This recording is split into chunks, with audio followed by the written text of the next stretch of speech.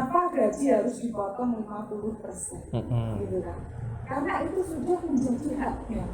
Betul. Sementara ini kalau yang namanya ASN itu mereka itu keterbatasan waktu, nggak bisa untuk seperti yang swasta bisa berinovasi, kemudian mencari pendapatan yang lain.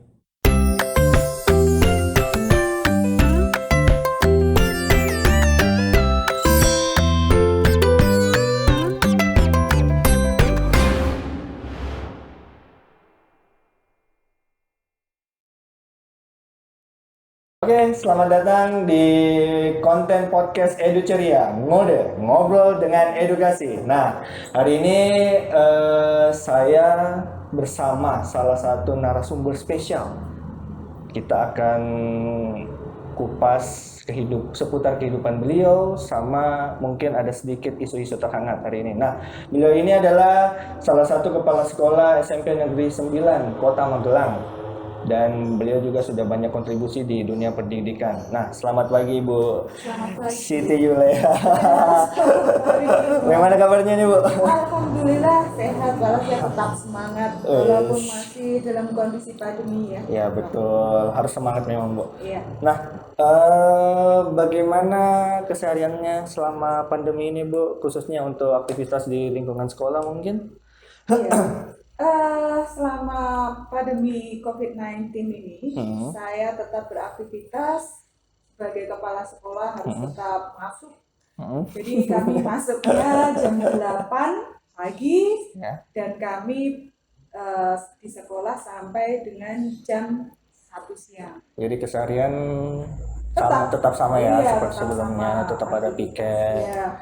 Adapun guru dan tata usaha itu tetap masuk tetapi piket, karena kan kita mengurangi jumlah orang di kantor sehingga kita harus menjadwalkan piket. Jadi shift gitu ya Bu ya. Nah, sebetulnya kan pandemi ini adalah perubahan yang cukup luar biasa Bu. Ya, sangat luar biasa. Jadi khususnya untuk sekolah mungkin. Pandemi ini kita dipaksa untuk melompat untuk online. Betul. Tidak menutup kemungkinan dari segi kegiatan belajar mengajar. Nah, bagaimana untuk kegiatan belajar mengajar di SMP 9 sendiri? Iya. Untuk selama pandemi COVID-19 ini, kegiatan belajar mengajar di SMP Negeri 9 ini memang sudah kami persiapkan. Jadi menurut observasi itu kan setiap guru memiliki handphone Android. Kemudian demikian juga dengan orang tua dan siswa. Betul. Sehingga saya mencoba untuk mengajarkan kepada guru-guru itu tentang Google Classroom dan Google Formulir. Ya, betul. Nah, dengan adanya Google Classroom dan Google Formulir ini, kegiatan KBM itu bisa dilakukan melalui gadget mereka, melalui handphone, tidak hanya melalui laptop. Betul. Nah, tapi semua ini juga tergantung pada jangkauan internetnya bisa connect atau tidak, kan begitu. Nah, untuk guru sudah siap, alhamdulillah. 90% itu sudah melaksanakan kegiatan KBM secara daring. Daring ya? Ya, karena saya memantau melalui Google Form absensi kehadiran mereka serta beberapa kegiatan yang mereka lakukan bersama peserta didik selama di rumah. Betul. Sehingga mereka kegiatan apa, materi apa yang diberikan itu bisa terdeteksi melalui Google Form. Oh gitu. Berapa lama untuk menyesuaikan ini Bu? Maksudnya kan ini kan sesuatu hal yang baru. Iya. Gitu. Iya. Cukup lumayan lama. Karena ini kan merupakan satu guru sudah di zona nyaman. Betul. Ya kan? HP itu selama itu hanya untuk WA ataupun upload foto dan lain sebagainya. Tapi sementara ini saya harus memaksakan mereka untuk mampu menggunakan handphone itu sebagai media komunikasi dengan orang tua dan siswa. Sebagai juga untuk media pembelajaran. Betul. Nah, itu luar biasa. Dan rapat-rapat kita pun kan sekarang tidak melalui face to face, tetapi melalui Zoom, aplikasi Zoom itu. Iya. Demikian. Jadi susah sih untuk menuju ke perubahan itu. Siapa sih Iya, yang mau betul, berubah betul, menuju ke perubahan itu susah. betul, Tetapi ya tidak ada yang absolut di dunia ini selain betul, perubahan. betul, nice. Jadi apa namanya?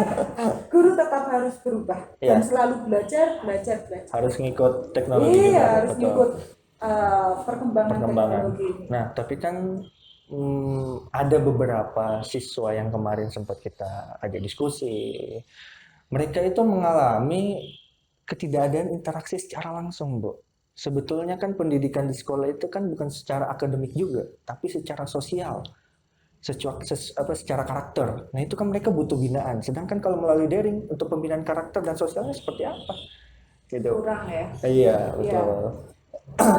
Kalau untuk daring ini itu sebenarnya bisa dilakukan Hmm. untuk pendidikan karakter dan lain sebagainya. Hmm. Cuman ini semua tergantung kepada inovasi ataupun komunikasi pinternya komunikasi guru memanfaatkan daring ini untuk menyentuh hati Para para peserta peserta didik. didik dan orang tua. Iya, dengan orang tua. Malah justru sebenarnya masa-masa pandemi ini kita belajar dari pandemi COVID-19 ya. Iya. Jadi orang tuh harus lebih kreatif lagi. Guru itu Betul. harus kreatif dan siswa itu juga harus bisa mengikuti perubahan ini gitu. Tadinya mungkin handphone itu hanya untuk chattingan dan lain sebagainya. Betul. Sekarang harus mendownload, mereka harus berani apa ya, merekam Layar. contoh kegiatan Ramadan ya. Iya. Sekarang Ramadan kan. Kemudian dalam kegiatan Ramadan ini kita ada program kelas Ramadan melalui daring. Nah, mereka merekam waktu membaca juz, waktu membaca surat. Nah, sampai merekam itu boleh suara saja ataupun melalui apa namanya video Video, gitu betul. kan. Nah, dengan semacam ini kan kita juga pendidikan karakter untuk apa? Untuk berani kan gitu, percaya diri, berani dan lain sebagainya. Dan istilahnya kalau daring itu terus tidak menutup kemungkinan untuk pendidikan daring masing-masing.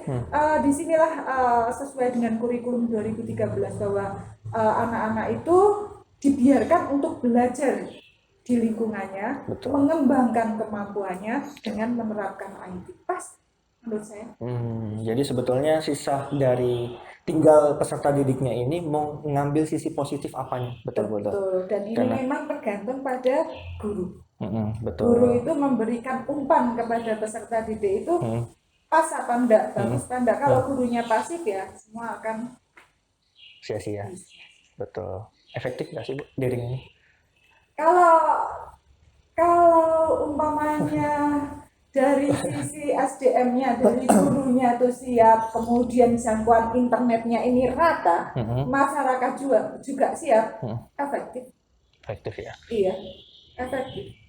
Hanya saja yang terjadi sekarang itu guru sudah siap, masyarakatnya yang nggak siap kan. Siswanya ada di daerah yang jangkauan internetnya tidak ada. Kemudian orang tua kurang mendukung. Nah, itulah yang terjadi, akhirnya kan tidak istilahnya tidak sampai, tidak sesuai dengan tujuan. Betul. Nah, mengatasi itu gimana, Bu? Maksudnya ketika siswanya Ibu tidak bisa melakukan akses untuk pembelajaran, nah itu ada cara lain untuk Jadi kami membuat kebijakan bagi anak-anak yang tidak bisa menggunakan pembelajaran secara daring, mereka bisa mengumpulkan tugas itu secara tertulis, kemudian dikumpulkan di sekolah, dikasih map, kemudian ditulis mata pelajaran apa, gurunya siapa, kelas berapa, dan itu diantarkan oleh kurir, bukan mereka. Karena kami tidak mau, kami kan menjalankan program dari Bapak Wali Kota dan Kepala Dinas. Betul. Kita menghindari anak-anak itu berkumpul. Jika anak-anak itu mengumpulkan tugas sendiri ke sekolahan, Berarti ada kemungkinan mereka berkumpul. kumpul dengan teman-temannya, Betul, sehingga betul. yang mengumpulkan itu satu kurir atau orang tua. Betul, bisa jadi bukber lah, malah mereka bukan. Wah iya, iya makanya mereka beralasan naik sepeda bareng itu kan nanti kumpul di depan sekolahan. Iya, banyak motif jadinya nanti. Betul ya. Nah, selama pandemi ini kan banyak sesama, maksudnya banyak dari kalangan-kalangan kita yang membantu sesama, khususnya lebih tepatnya masyarakat-masyarakat yang sangat terdampak oleh COVID ini, Bu. Nah, bantuan sosial itu sudah dilakukan di mana-mana, mau itu swasta kek, mau itu pemerintah kan sudah dilakukan. Nah, beberapa program pemerintah juga kan sudah banyak membantu masyarakat. Itu sudah banyak lah program-programnya dengan pengurangan penundaan pembayaran lisens finance, terus leasing, terus dengan beberapa listrik, penurunan listrik dan beberapa program-program lainnya. Nah, sudah cukupkah pemerintah ini melakukannya atau sudah tepatkah sasarannya pemerintah ini, Bu? Khususnya mungkin di lingkungan-lingkungan di atas kebijakan-kebijakannya apakah sudah tepat, Bu, kalau Ibu melihat? Kalau hasil observasi ataupun saya mendapatkan informasi dari beberapa masyarakat, itu bantuan-bantuan pemerintah pada saat ini memang sudah tepat pada sasaran. Sudah tepat pada sasaran, dan menurut saya tidak ada penyimpangan. Memang benar. Misalnya ada bantuan apapun itu sampai pada tempatnya. Sampai langsung ya. Nah, monitoringnya juga sudah bagus ya, Bu. Iya. Nah, kalau untuk di lingkungan sekolah sendiri, Bu, maksudnya karena kan kemarin kita mendengar dari PGRI, Korpri, itu ada potongan untuk peduli terhadap COVID ini. Nah, itu gimana, Bu? Iya, memang benar. Sejak bulan Maret April itu sudah mulai ada surat edaran yang tentang dana bantuan COVID-19. Ini digunakan untuk masyarakat yang berdampak dan juga untuk para medis yang membutuhkan peralatan dan lain sebagainya. Nah, bantuan-bantuan itu kan diwujudkan berupa barang masker dan lain sebagainya. Itu sudah sampai kepada guru-guru tenaga pendidik.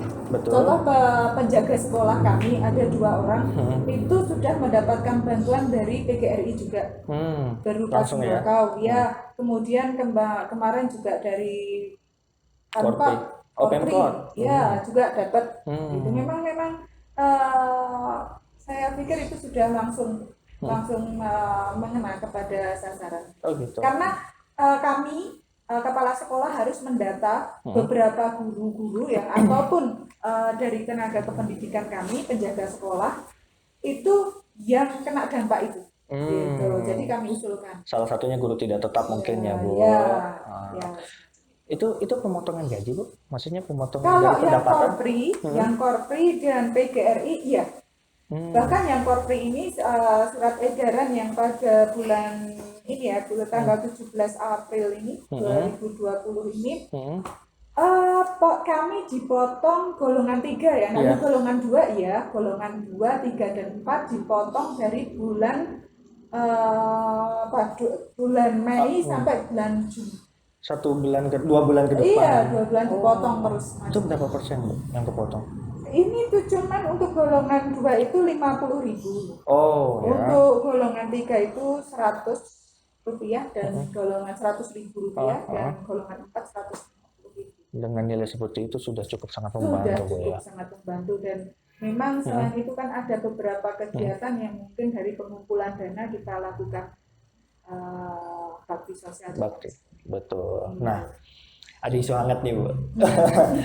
Belakangan ini kan kita banyaklah di media ataupun di sosial media tentang pemotongan gaji, pendapatan sebesar 50% untuk golongan 3 ke atas. Nah, pendapatnya Ibu sendiri gimana, Bu, tentang usulan kebijakan ini? Sangat wow sekali ya. Oh, gitu.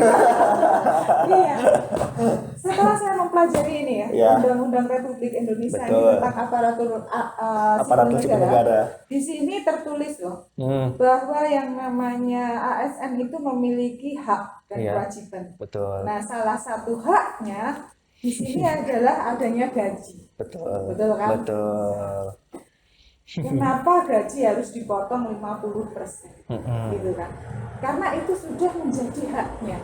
Betul. Sementara ini, kalau yang namanya ASN, itu mereka itu keterbatasan waktu, nggak bisa untuk seperti yang swasta bisa berinovasi, Betul. kemudian mencari Peluang pendapatan yang lain. lain. Karena adanya keterbatasan waktu. Betul. Mereka bekerja dari pagi Sampai sore. Tidak Tidak ada waktu. ada waktu untuk yang lain sebagainya. Betul. Dan kemudian bagi kami yang ingin membuka sebuah perusahaan pun itu tidak boleh. ASN itu kan tidak boleh memiliki perusahaan itu. Nggak ada kita itu diizinkan untuk misalnya saya mau Bikin membuka perusahaan. guru travel gitu. Kan dibutuhkan direktur begitu kan? Nggak boleh. Oh, ASN itu tidak diizinkan untuk membuka itu. Lantas kan mau dari mana pendapatan kami kan? Ya mau nggak mau dari yang gaji ASN tetap dari itu. ASN itu. Nah Betul. terus namanya orang berkebutuhan. Sekarang kayak kita sebagai ASN ini kan memiliki kewajiban untuk mengembangkan kompetensinya, Betul, ya kan? betul. Kemudian dengan sekolah dan lain sebagainya. Penelitian dan segala macam. Dan lain sebagainya. Nah sekolah itu kan tidak cukup untuk hanya dari gaji itu. Akhirnya kan pinjem bank.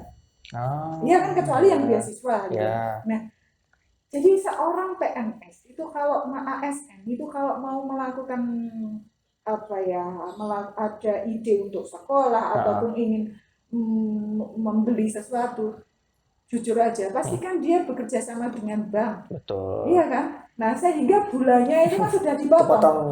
Nah, adanya ada pandemi COVID-19, itu kan bank aja terus ya wes ini karena ada pandemi Pak, potongannya nggak dibayar kan? Nggak mungkin loh. Iya kan? Nanti pemasukan banknya jadi mana?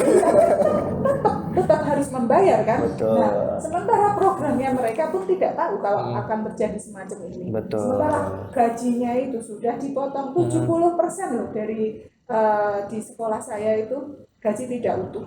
Berarti sisa 30% yang mereka lagi. Yang utuh. Oh, yang utuh dari 100% gaji. Oh, dari 100%. Hanya yang menerima gaji utuh itu 30%. Wow. Iya, yang 70% itu sudah kepotong tadi itu lah. Ada yang habis lagi. Wah. Nah ini kalau mau pemerintah mau istilahnya ini rahasia umum ya. Ini pasti tidak hanya di instansi saya, di semuanya instansi itu pasti mengalami problema yang sama seperti saya. Jadi uang mereka itu mungkin tidak ada 50%. Yang tersisa loh. Nah terus yang 50% dipotong lagi. Ya habis tuh. Ini aja bendahara saya itu menanggapi potongan selama 3 bulan aja mengeluh pada saat, Bu saya kok kasihan. Bendahara saya tuh bilang gitu, saya kok kasihan Bu, ini harus biaya, ini kita wajib melaksanakan program pemerintah.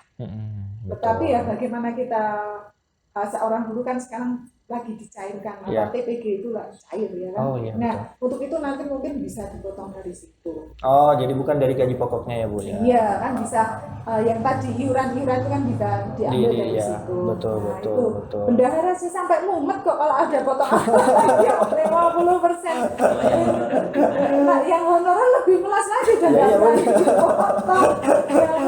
mau naik kan mencapai yang UMR aja dan kita dari mana gitu kan. Itulah jadi dengan luar biasa juga sih pendapat bahwa 50% itu luar biasa, itu menunjukkan kepedulian yang luar biasa kepada masyarakat dan sebagainya. Tetapi haruskah semacam itu? Karena seperti guru misalnya, ini walaupun work at home, bekerja di rumah, tetapi kan mereka bekerja terus. Ini contoh sekarang ini mau persiapan pengumuman kelulusan. Betul. Iya kan? Yeah. Sebentar lagi PPDB. Ini kan enggak terus PPDB biarkan saja kan tetap mengelola begitu kan. Jadi persiapan itu tetap kami lakukan di rumah. Mereka tetap bekerja walaupun itu di rumah. Jadi menurut saya haknya ASN jangan pernah diusik. Tapi kalau untuk dipotong seperti tadi Korpi Yang untuk ya 50.000 itu. 50.000 Nah, oke. Lebih barokah kecil tapi rutin daripada besar dan menimbulkan betul. dampak yang lain. Pertama keikhlasan, Bu. Ketika ada pemotongan ini ada salah satu atau banyak kalangan ASN yang tidak ikhlas, sebetulnya tidak berkah juga sih, Bu. Iya. Nah, mungkin ya betul, mungkin maksudnya beliau itu baik untuk sensitivitas terhadap masyarakat kecil. Iya, ini termasuk pendidikan karakter ya. Ya, betul. Betul, iya. Betul. Nah, tapi kan sebetulnya harus dikaji lagi, harus mengumpulkan pendapat-pendapat juga dari tokoh pendidikan lah salah satunya atau ASN itu sendiri. Nah, bendahara dikumpulkan, cari data. Betul kan bisa saya potong 50% dari anggaran lain. Ini sama seperti ini ya, ada di Kota Magelang ya. Pak Wali Kota ini luar biasa. Pak Wali Kota ini luar biasa mengeluarkan kebijakan begini. Pada tanggal 7 kemarin, ini bendahara di-share untuk kumpul di dinas untuk mengenolkan anggaran barang dan jasa. Menolkan barang dan jasa. Tapi tetap istilahnya anggaran untuk bayar listrik dan lain sebagainya tetap ada. Nah, semacam itu. Nah, Bapak Wali mengatakan bahwa kenapa harus saya nolkan anggaran ini karena supaya bisa menggaji ASN, gajian ASN untuk 2 bulan ke depan. Nah, biar tetap mendapatkan THR. Ini luar biasa sekali. Nah, mungkin salah satu kebijakan yang perlu ditiru mungkin hal seperti itu, Bu. Nah, tapi apakah dengan pengurangan barang dan jasa ini terus nanti untuk pengadaan itu menggunakan dana apa, Bu? Untuk sementara ini kan sekolahan tidak ada kegiatan. Betul. Tidak ada kegiatan. Sehingga kegiatan misalnya untuk makan, minum, dan rapat jelas tidak ada. Betul. Untuk perawatan yang lainnya kan bisa dipending. Dan kita bisa melakukan pembenahan lagi pada anggaran berikutnya apabila pandemi ini sudah membaik. Jadi memang terus ada evaluasi juga ya, Bu ya. Jadi kalau kita ambil gambaran tarik benangnya, efektif nggak sih, Bu? Sebenarnya apa yang diusulkan beliau? Saya mengatakan seperti itu ya kan, tujuan bagus, tetapi bisa-bisa malah itu mendolimi karena mereka bekerja. Berikan haknya, menurut saya semacam itu. Tetap berikan ya. Iya. Tetapi ajarkan toleransi, peduli dengan sesama itu dengan menyisihkan sebagian sebagai infak ataupun sedekah itu lebih mulia. Betul. Jadi tidak ada patokan besaran gitu, Bu ya. Jadi tergantung keikhlasan dari ASN itu sendiri ya, Bu. Nah, berarti kan selain pemotongan gaji di ASN ini, sebetulnya kan banyak banget tuh, Bu, pro kontra sebenarnya ini. Jadi ada yang di satu sisi pro, di satu sisi kontra. Pronya karena ya bagus lah, berarti dari dengan seperti itu kepedulian semakin inilah. Nah, tapi kan dengan banyaknya pemotongan tadi itu guru dan kepala sekolah kan bisa saja ini akan bagaimana cara mereka melanjutkan hidup gitu loh, Bu. Iya, akan menimbulkan dampak COVID-19 di sisi yang lain. Iya, berarti kan cenderung ketika ini tidak berjalan dengan baik, otomatis kan akan menimbulkan masalah yang baru, Bu. Betul, iya. Nah, mungkin ya, betul. Mungkin bisalah dikaji lagi, terus dikumpulkanlah tokoh-tokoh untuk bagaimana sih cara yang paling tepat untuk ini. Nah, dana BOS tadi sudah terpotong untuk BOSDA ya. BOSDA sudah terpotong untuk barang dan jasa. BOSDA barang dan jasa dikenalkan untuk penanggulangan COVID. Ya, betul. Nah, tapi kan beliau itu dalam statementnya itu hanya yang kepotong ini golongan 3 ke atas. Tapi kan tidak semua golongan 3 ke atas itu kan utuh gajinya, Bu. Nah, bagaimana itu? Maka dari itu berdasarkan di data saya, golongan 3 dan 4 semua itu tidak utuh, menerima tidak utuh. Nah, ini kalau sampai 50% diterapkan, lantas mereka itu hidupnya bagaimana? Betul. Iya, karena bank tetap akan memotong kan betul, gitu. secara otomatis itu. Secara otomatis. Jadi mohon untuk kebijakan 50% itu kembali untuk difikirkan Iya, ulang. betul. Ya, mari kita istilahnya Cari solusi bareng-bareng. cari solusi Bareng-bareng. yang Betul. lebih bijak. Betul. Nah, terakhir nih, Bu. Ya. Apakah kepedulian itu dengan cara pemotongan gaji? Nah, itu seperti yang saya katakan tadi, untuk kepedulian itu tidak harus pemotongan gaji. Yes. 50% pemotongan gaji 50%. Yang wow sekali. Kita peduli tidak harus dipotong. Karena dengan pemotongan itu jangan-jangan bukan betul-betul malah mendolimi hal yang sisi yang lain. Betul. Nah, untuk itu peduli itu dengan cara mengeluarkan walaupun itu kecil secara rutin. Betul. Macam itu. Peduli tidak harus dipotong gaji. Tetapi dengan memprogramkan bahwa setiap ASN setiap bulannya dipotong seperti ini, berapa persen beriur 100.000, 150.000 dan lain sebagainya, itu lebih bagus. Itu sebetulnya sudah cukup membantu juga. Sudah ada berapa ASN di Indonesia ketika kita pemotongannya, maksudnya dia mensedekahkan 100 sampai 150.000 itu sudah berapa banyaknya. Iya. Betul. Makna ikhlas itu nanti akan lebih Betul. Ini konten bulan Ramadan Bu. Oke. Nah, itu tadi ngobrol-ngobrol kita seputar kehidupan keseharian beliau sebagai kepala sekolah, lingkungan sekolah, dan isu hangat tentang pemotongan gaji. Nah, semoga konten kali ini itu bermanfaat buat kalian. Mungkin juga nanti ini bisa jadi salah satu masukan buat pemerintah dan tokoh-tokoh lainnya untuk mensolusikan cara yang lebih tepat dalam kebijakan menanggulangi COVID ini. Nah, cukup sekian konten kita kali ini. Kita akan ketemu lagi di ngode selanjutnya. Tetap dukung konten-konten kita dengan cara subscribe, di like Bu, di like dan di share. Oke, thank you. Assalamualaikum.